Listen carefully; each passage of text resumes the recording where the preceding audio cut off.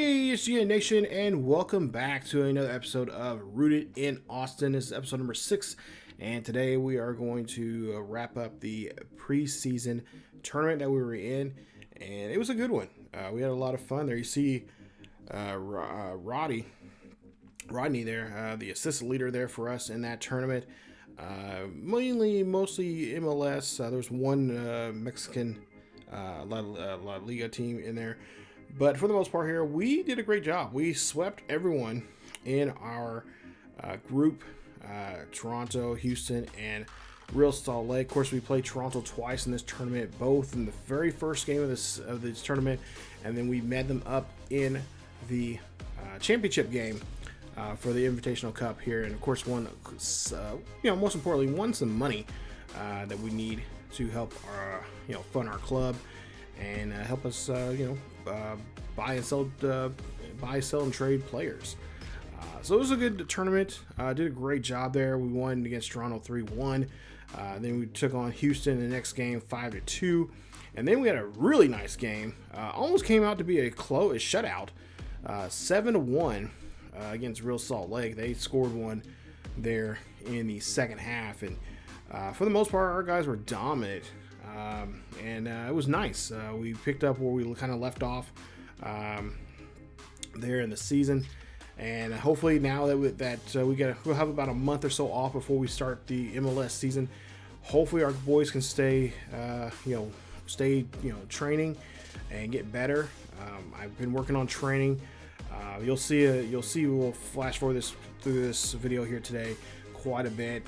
A lot of this stuff's already happened already, so I'm kind of just reviewing on what happened. Of course, if you haven't seen the games yet, go check them out. The links are up above in the eye or down below in the description there for each of those games. All three group round games, and then of course the semifinals, who we played the Red Bulls, won that game 6-2, and then of course we won the championship game against Toronto there, as Toronto defeated Cincinnati in penalties 4-3, but they tied up 1-1 in their game, but was able to be successful in the penalty game. As for leaders, Hardy, of course, had the most goals for us in this tournament. Dominguez and Fuentes. I'm telling you guys, those two are those two are future cornerstone players for us. They just did so well.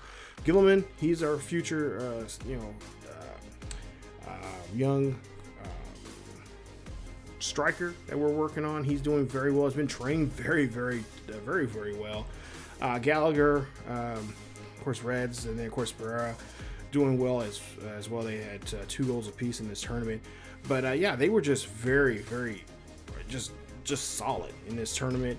Of course, Hardy is your tournament Golden Boot winner there. But for the most part here, like I said, we had some tough times in a lot of these games. Obviously, if you watched it, but for the most part, it seemed like the team was just gelling just right. Even though we lost quite a few pieces to our team, especially the biggest piece, Dressler, who is going to be out by time this video, or at least by time we get through this video here, it'll be 6 weeks before he can come back and play again. He hasn't trained, so he's lost an overall, I think, like of 1. He's now down to 74 overall. But he had that weird injury that kept him out for the last month of the season. And then, of course, obviously during the postseason, he was not able to play for us. And he's ready to go. He's willing, ready. He's fired up about this upcoming season, and we like to see that. And we cannot wait till he gets back out there as our top cam player out there.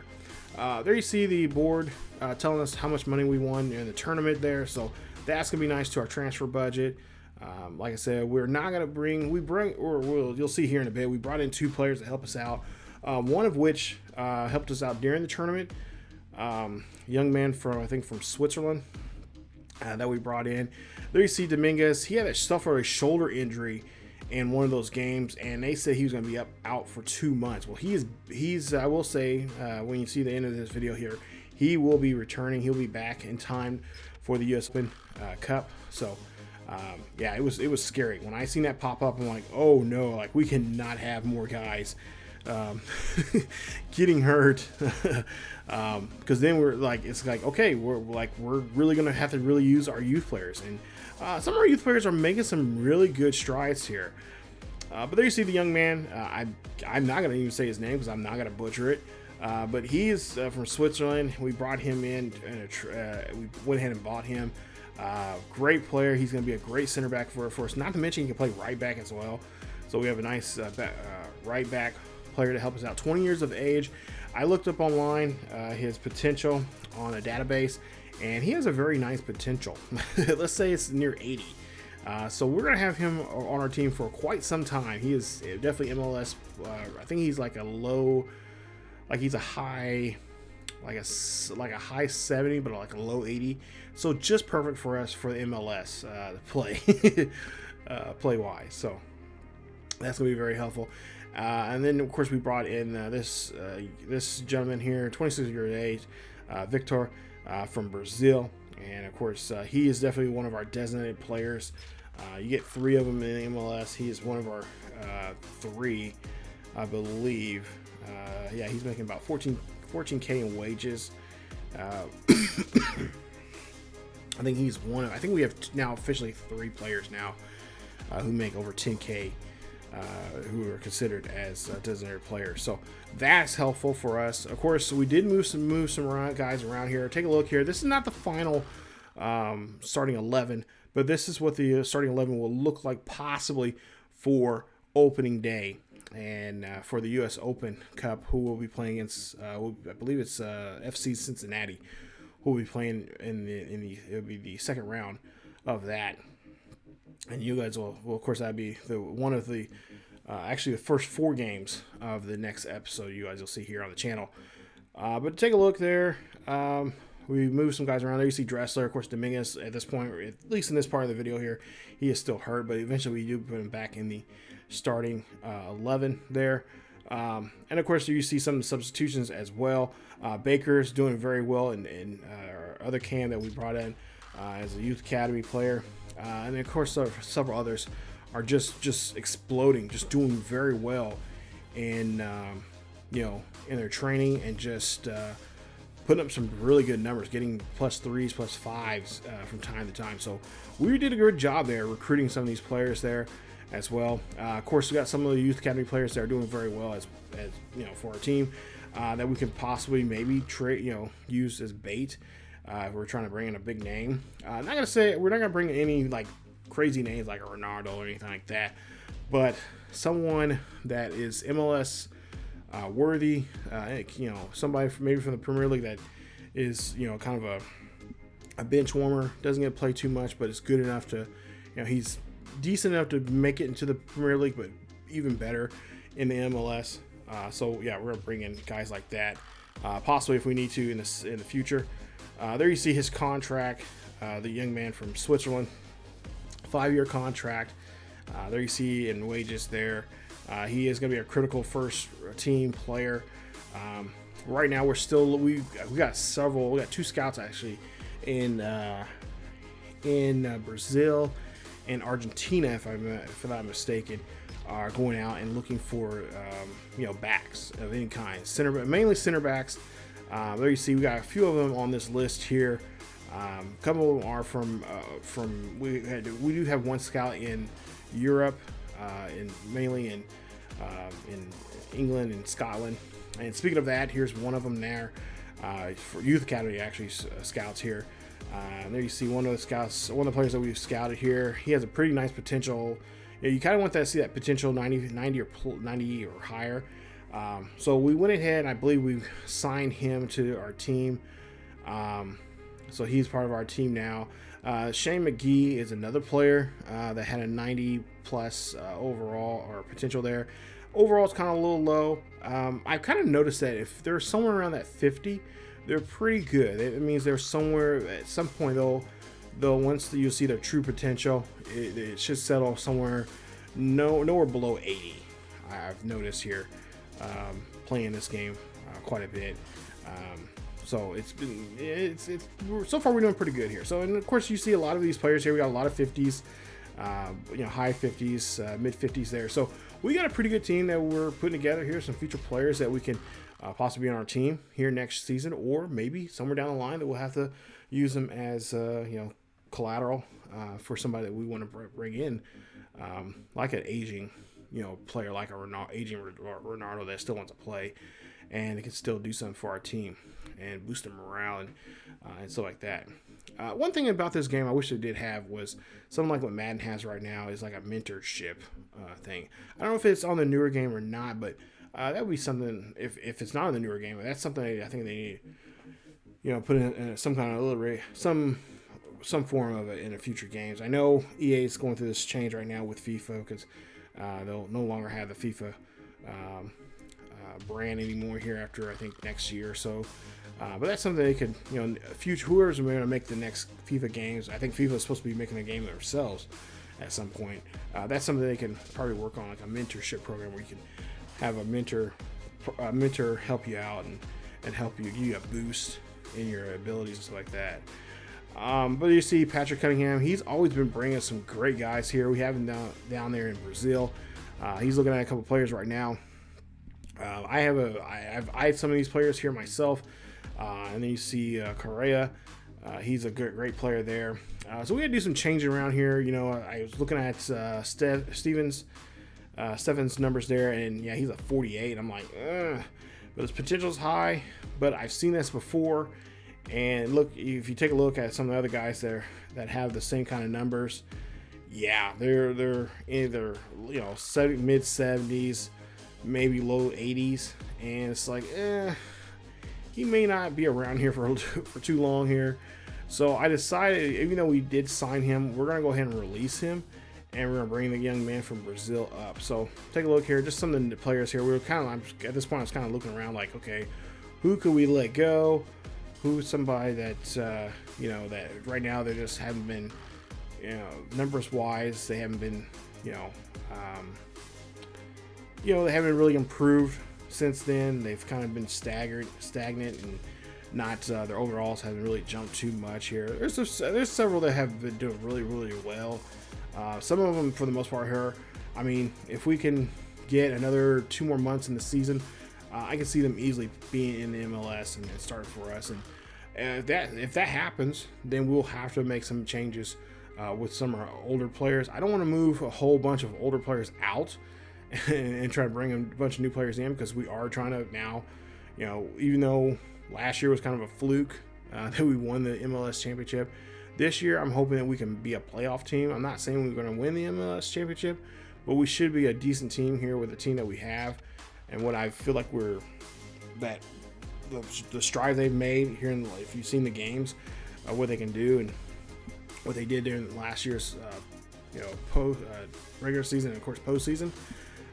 So we should be a playoff contender, and we're gonna try to make that push here this year. I'm not gonna lie, I want to win the MLS back to back, but I know realistically that probably not gonna be the case. We should be striding for the playoffs here. If we come up short, I'm hoping it'll be West Coast Conference West Coast Finals there.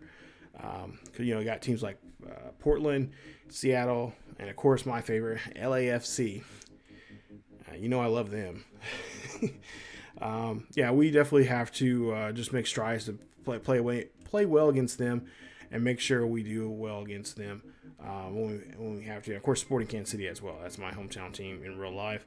So I love them to death, but when it comes to the games, it's like, if I'm not playing at you guys, I had to defeat you guys. So,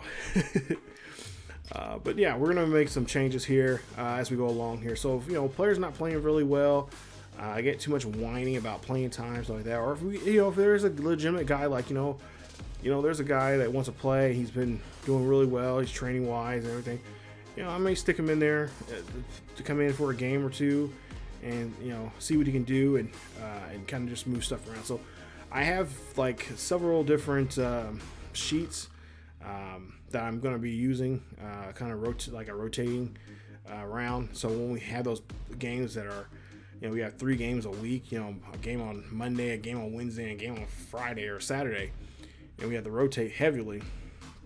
I'm more prepared this time around, and I have an idea of what we're going to do, especially, depending on certain teams, because I've kind of looked at the schedule already and seeing how that's going to work out and so on and so forth. So, we're somewhat ready, but at the same time, things can easily, drastically change. As they say in the wrestling business, the car is subject to change, and that's what this series is about. It could easily change very quickly, and the plan is for one thing that I have ideally what I want to do for the season, can be changed just with a simple player getting injured, like Dressler.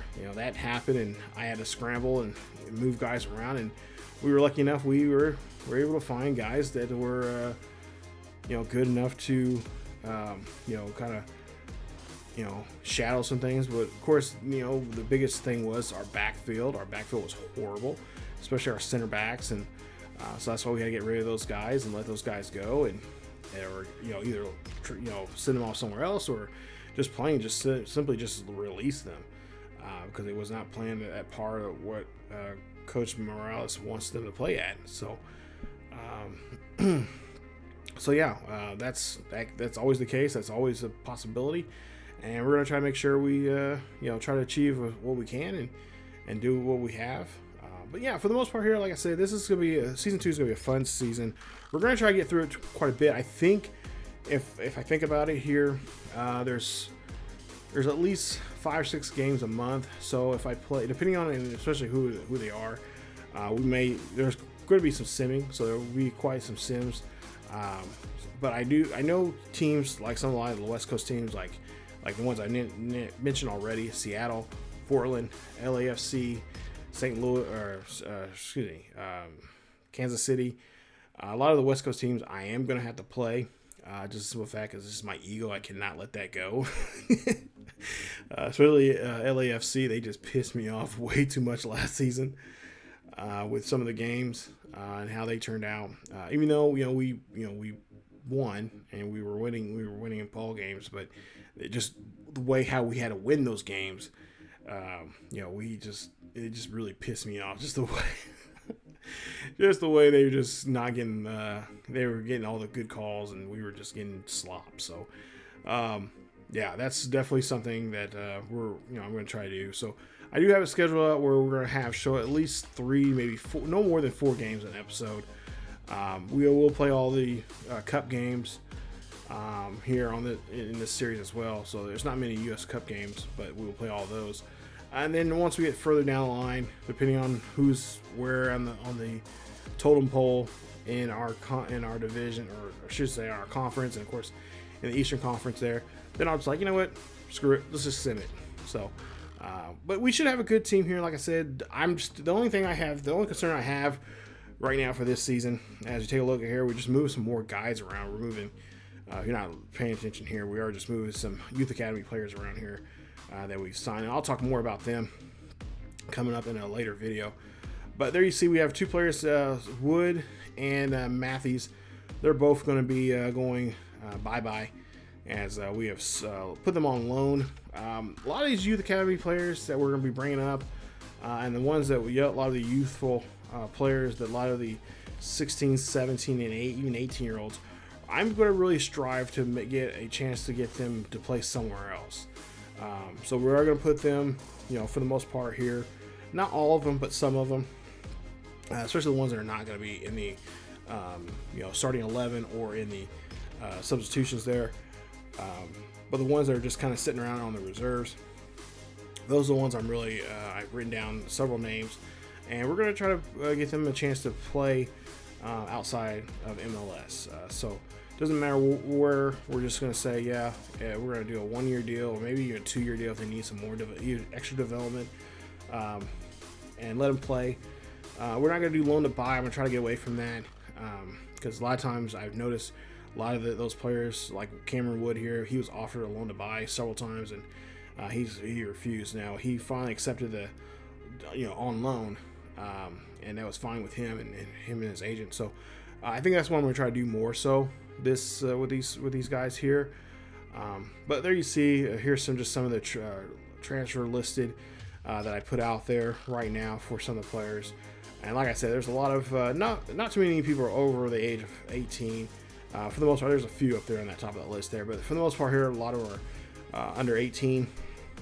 And like I said, I just want to give them an opportunity to go play somewhere else, get that experience, and come back in a year's time, or if we need them sooner, have them, get a chance to play. And then if we need them for whatever reason, a freak injury, we have a disaster of people getting injured or whatever the case may be, we can do that.